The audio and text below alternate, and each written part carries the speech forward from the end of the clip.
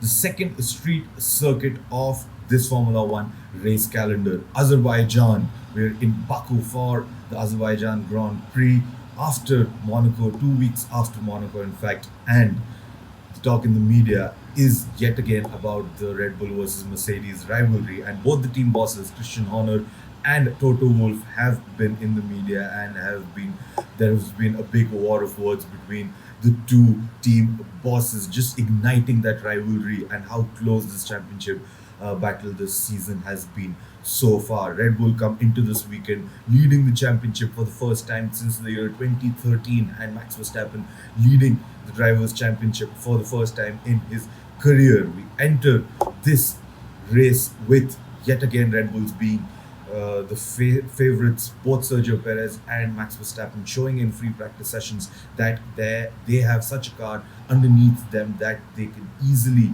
go and secure one and two in the race today. But qualifying was not a straightforward scenario for these teams as it may have seemed early on in the weekend. Now, coming into the qualifying session, there was a world record of four red flags. A red flag is called upon when a driver crashes in a qualifying session, and the session has to be, halted for the time being until the track is being cleared. It was Hungary 2016 where there was four red flags, and yet again yesterday qualifying session in Baku saw four red flags.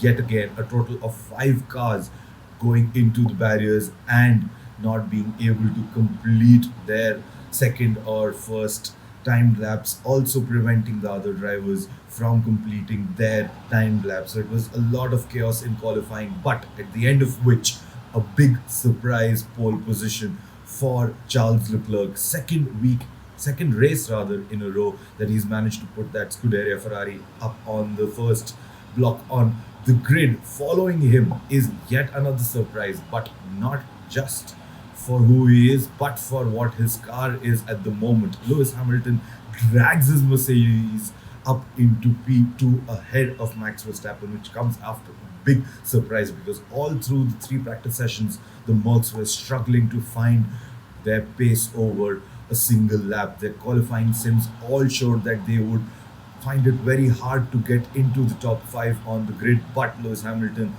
with some help from his teammate getting a tow down the long back straight, puts his car into P2 and will start from the first row come today's race. Max Verstappen, a very angry Max Verstappen at that, puts his car into P3 because his progress was halted because of the red flags, and he was clearly not impressed by the drivers going into the barriers in the various qualifying sessions. Pierre Gasly equals his career best qualifying session by finishing up in P4 in quali.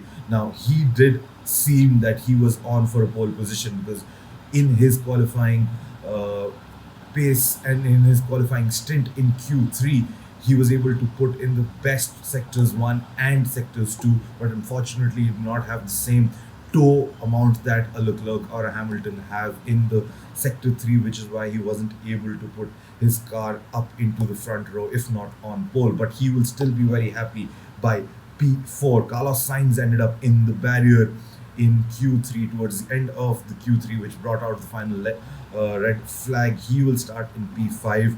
Sergio Perez, after topping the time sheets in FP3, will start in P7. Slightly disappointed because he was looking good for a pole position. It looked that he had a car under him, which was good for a pole position, but it wasn't to be.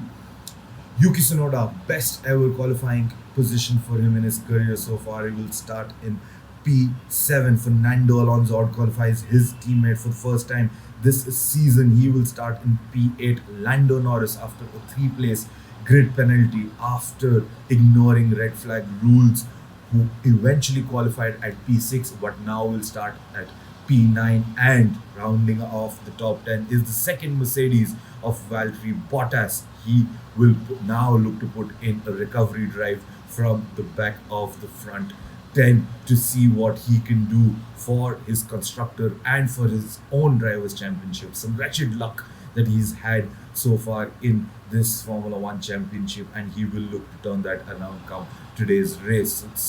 This is a track where overtaking is highly possible. It is a very overtaking friendly track, so you should see a lot of overtakings being done in, especially in the back straight where the slipstream is so powerful, the DRS is so powerful, and because of the teams cutting down on downforce, there will be a lot of straight line speed for these cars to play around with.